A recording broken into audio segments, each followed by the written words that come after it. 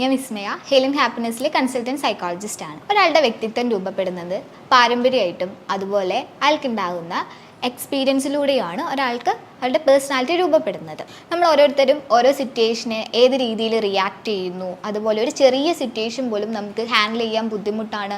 അത് ഫേസ് ചെയ്യുമ്പോൾ തന്നെ ഒട്ടും മറ്റുള്ളവർക്ക് ആക്സെപ്റ്റ് ചെയ്യാൻ പറ്റാത്ത രീതിയിലുള്ള ഒരു ബിഹേവിയറൽ ചേഞ്ചസ് വരികയും അത് മറ്റുള്ളവർ നമ്മളെ മോശമായിട്ട് മറ്റുള്ളവർക്ക് അത് ഫീൽ ചെയ്യുകയും ചെയ്യുന്ന സമയത്ത് നമുക്ക് മനസ്സിലാക്കാം അവരുടെ പേഴ്സണാലിറ്റി എന്ന് പറയുന്നത് ഒരു പേഴ്സണാലിറ്റി ഡിസോർഡറിലോട്ട് ലീഡ് ചെയ്യുന്നു എന്നുള്ളത്. അത്തരത്തിൽ ഒരുപാട് പേഴ്സണാലിറ്റി ഡിസോർഡർ ഉണ്ടെങ്കിലും ഞാൻ ഇന്നിവിടെ ഡിസ്കസ് ചെയ്യാൻ പോകുന്നത് ബോർഡർ ലൈൻ പേഴ്സണാലിറ്റി ഡിസോർഡറിനെ കുറിച്ചാണ്. ഇത്തരക്കാരുടെ പേഴ്സണാലിറ്റി എന്ന് പറയുന്നത് ന്യൂറോസിസിൻ്റെയും സൈക്കോസിസിൻ്റെയും ബോർഡറിലായിരിക്കും. അതുകൊണ്ട് തന്നെ ബോർഡർ ലൈൻ പേഴ്സണാലിറ്റി ഡിസോർഡർ എന്നാണ് അറിയപ്പെടുന്നത്.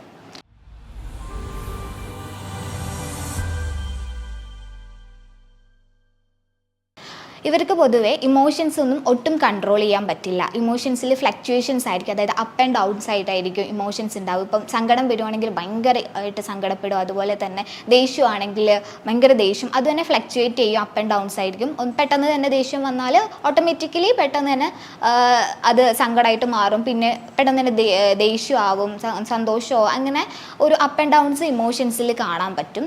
അതുപോലെ വേറൊരു സിംറ്റംസ് എന്ന് പറയുന്നത് ഇവർക്ക് നല്ല സൂയിസൈഡൽ ത്രെറ്റ് ഉണ്ടാകും. അതുപോലെ തന്നെ വേറൊരു സിംറ്റംസ് എന്ന് പറയുന്നത് റിലേഷൻഷിപ്പിലാണെങ്കിലും അതുപോലെ നമ്മുടെ മൂഡ്സിലാണെങ്കിലും സെൽഫ് ഇമേജിലാണെങ്കിലും ഇൻസ്റ്റബിലിറ്റിയും ഇമ്പൾസിവിറ്റിയും ഉണ്ടാകും. ഇപ്പോൾ റിലേഷൻഷിപ്പിൻ്റെ കേസ് വരുവാണെങ്കിൽ ഒരു റിലേഷൻഷിപ്പിൽ അവർക്ക് കൂടുതൽ കാലം സ്റ്റിക്ക് ഓൺ ചെയ്യാൻ പറ്റില്ല. മാക്സിമം ഒരു 6 മന്ത് വരെ മാത്രമാണ് അവർക്ക് അതിൽ സ്റ്റിക്ക് ഓൺ ചെയ്യാൻ പറ്റുക. അത് കഴിഞ്ഞ് അടുത്തൊരു റിലേഷൻഷിപ്പിലോട്ട് പെട്ടെന്ന് തന്നെ ചേഞ്ച് ആവുക, അതും റാപ്പിഡ് ആയിരിക്കും. ഓരോ റിലേഷൻഷിപ്പിലേക്കും ഇപ്പോൾ എത്തിപ്പെടുന്നത് ഇമ്പൾസീവ് ആയിട്ടായിരിക്കും, ഒന്നും നോക്കാതെ ഫ്യൂച്ചറിലേക്ക് എന്ത് സംഭവിക്കുന്നു ഒന്നും നോക്കാതെ ഒരു റിലേഷനിലേക്ക് ചാടും. അതുപോലെ ഭയങ്കര ഇമ്പൾസിവിറ്റിയും ഇവരിൽ കാണുന്ന ഒരു മെയിൻ ഫീച്ചേഴ്സാണ്. ഇമ്പൾസീവായിട്ട് ഓരോ കാര്യം എടുത്തു ചാടി ഓരോ തീരുമാനങ്ങൾ എടുക്കും. കുറച്ച് കഴിയുമ്പോൾ ആയിരിക്കും തെറ്റിപ്പോയി എന്നുള്ള തോന്നൽ വരിക. അപ്പം വേഗം ബാക്ക് ടു നോർമൽ, പഴയ സ്റ്റേറ്റ് എന്താണോ ഇമോഷണൽ സ്റ്റേറ്റ് അതിലോട്ട് മാറും. അതായത് ക്ലിനിക്കിൽ നമുക്കിവിടെ ഒരു കേസ് വന്നിട്ടുണ്ടായിരുന്നു. ആ കുട്ടി എന്ന് പറയുന്നത് ഒരു 25 ഇയേഴ്സ് ഉള്ള ലേഡി ആയിരുന്നു. അപ്പോൾ അവർ ഫ്രണ്ട്സൊക്കെ ആയിട്ട് ഒരു 5 ഇയേഴ്സ് ഒരു വീടെടുത്ത് താമസിക്കുമായിരുന്നു. അവരെല്ലാവരും ഒരു 5-6 പേരുണ്ട് അവരുടെ സർക്കിൾ എന്ന് പറയുന്നത്. നല്ല സ്ട്രോങ് ഇമോഷണൽ ബോണ്ടൊക്കെ ഉള്ള ഫ്രണ്ട് സർക്കിളായിരുന്നു. അതിൽ ഈ കുട്ടി പെട്ടെന്ന് അവരെല്ലാവരും കൂടി ഒരു പ്ലാൻ ഇട്ടു, നമുക്ക് ഒരു ട്രിപ്പ് പോകാമെന്നുള്ള കാര്യം. നോർമലി അവർ ഇടയ്ക്കിടെ വീക്കെൻഡ്സിലൊക്കെ പോവാറുള്ളതാണ്. പക്ഷേ അവരെല്ലാവരും ഡെയിലി പോകുന്നതിൽ നിന്ന് മാറി നമുക്ക് കുറച്ച് ദൂരെ എവിടേക്കെങ്കിലും പോകാമെന്ന് ഒരു പ്ലാൻ ഇട്ടു. ബാക്കി എല്ലാവരും അതിനെ സപ്പോർട്ട് ചെയ്തു നിന്നു. ആ സമയത്ത് ഈ കുട്ടിയും സപ്പോർട്ട് ചെയ്തു നിന്നു. പെട്ടെന്ന് ആ കുട്ടി പറഞ്ഞു, വേണ്ട, നമുക്ക് പണ്ട് പോയ സ്ഥലത്തേക്ക് തന്നെ പോവാമെന്ന് പറഞ്ഞപ്പോൾ ബാക്കി എല്ലാവരും അതിന് എഗെയിൻസ്റ്റ് ആയിട്ട് നിന്നു. ആ സമയത്ത് ഈ കുട്ടി കരുതിയത് ബാക്കി എല്ലാവരും എന്നെ ഒറ്റപ്പെടുത്തി, റിജക്റ്റ് ചെയ്തു, എന്താ എല്ലാവരും പെട്ടെന്ന് തന്നെ അവോയ്ഡ് ചെയ്യുന്നത്, ഞാൻ പറഞ്ഞ കാര്യത്തിന് ആരും ഒരു വാല്യൂ തന്നില്ലല്ലോ എന്ന് കരുതിയിട്ട് ആ ഒരു സർക്കിളിൽ പെട്ടെന്ന് ദേഷ്യപ്പെട്ടു. അവരോടെല്ലാം വഴക്കിട്ടിട്ട് ആ റൂമിൽ നിന്നൊക്കെ ഇറങ്ങി വീടൊക്കെ വിട്ട് എല്ലാം പാക്ക് ചെയ്ത് പോകാനായിട്ട് ഒരുങ്ങി. പെട്ടെന്ന് തന്നെ ആ കുട്ടി മാറി.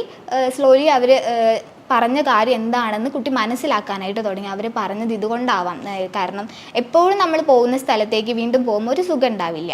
അതുകൊണ്ട് തന്നെ പുതിയതായിട്ട് നമുക്കൊരു സ്ഥലത്തോട്ട് പോവാം, എല്ലാവരുടെയും അഭിപ്രായം അതല്ലായിരുന്നു, അതുകൊണ്ടല്ലേ അവരങ്ങനെ പറഞ്ഞതെന്ന് കുട്ടി പെട്ടെന്ന് തന്നെ ചിന്തിച്ചു. അതായത് എന്തെങ്കിലും ഒരു എൻവയോൺമെൻറ്റിൽ ട്രിഗർ ഇടാത്ത സമയത്ത് കുട്ടിയുടെ ഇമോഷണൽ റെസ്പോൺസ് എന്ന് പറയുന്നത് ഇൻറ്റൻസ് ആയിരിക്കും. അവിടെ തന്നെ ഒരു ഫ്ലക്ച്വേറ്റഡ് ആയിട്ടുമായിരിക്കും ഇമോഷൻസ് എക്സ്പ്രസ് ചെയ്യുന്നത്. അതായത് അപ്പ് ആൻഡ് ഡൗൺസ് ഉണ്ടാകും. കുട്ടി ആദ്യം ദേഷ്യപ്പെട്ടു, ഭയങ്കരമായിട്ട് ഇൻറ്റൻസ് ആയിട്ട് ആ സിറ്റുവേഷനോട് ഇമോഷൻ ഹാൻഡിൽ ചെയ്തു. അത് കഴിഞ്ഞിട്ട് ബാക്ക് ടു നോർമൽ, സ്ലോലി പഴയ എന്താണ് ഇമോഷണൽ സ്റ്റേറ്റ് അതിലോട്ടും ആ കുട്ടി വന്നു.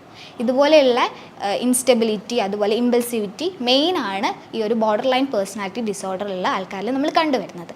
അതുപോലെ അൺസ്റ്റേബിൾ ആയിരിക്കും എന്ന് പറഞ്ഞല്ലോ. റിലേഷൻഷിപ്പിൽ മാക്സിമം അവർക്ക് 6 മന്ത് വരെ ലാസ്റ്റ് ചെയ്യാനേ പറ്റുള്ളൂ.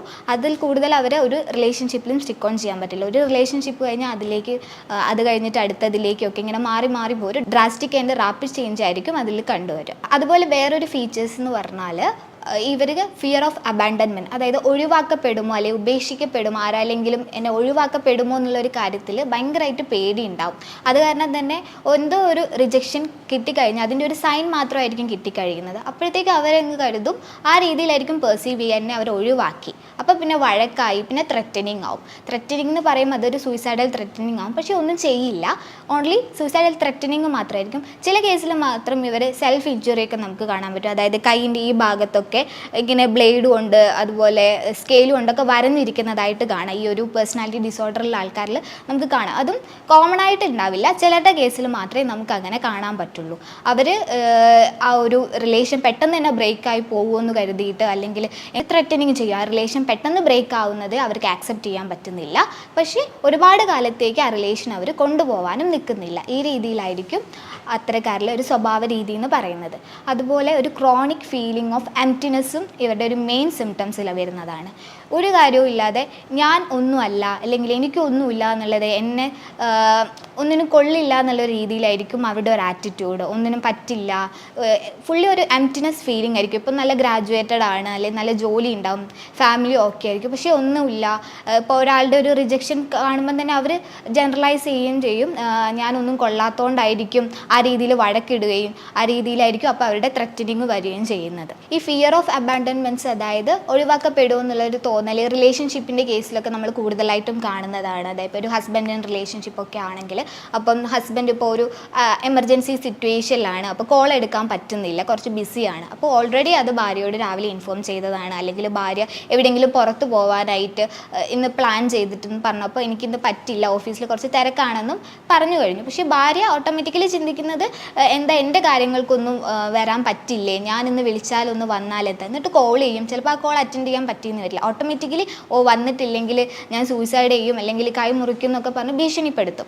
ഈ രീതിയിലായിരിക്കും അവരിൽ കാണുന്ന ഒരു ബിഹേവിയറൽ ചേഞ്ച് എന്ന് പറഞ്ഞാൽ. അപ്പോൾ അവർ എന്താണോ ആഗ്രഹിക്കുന്നത് അത് അപ്പോൾ തന്നെ സാധിച്ചെടുക്കണം എന്നുള്ളൊരു വാശി ഉണ്ടാവും, ഒരു നിർബന്ധ ബുദ്ധി ഉണ്ടാവും.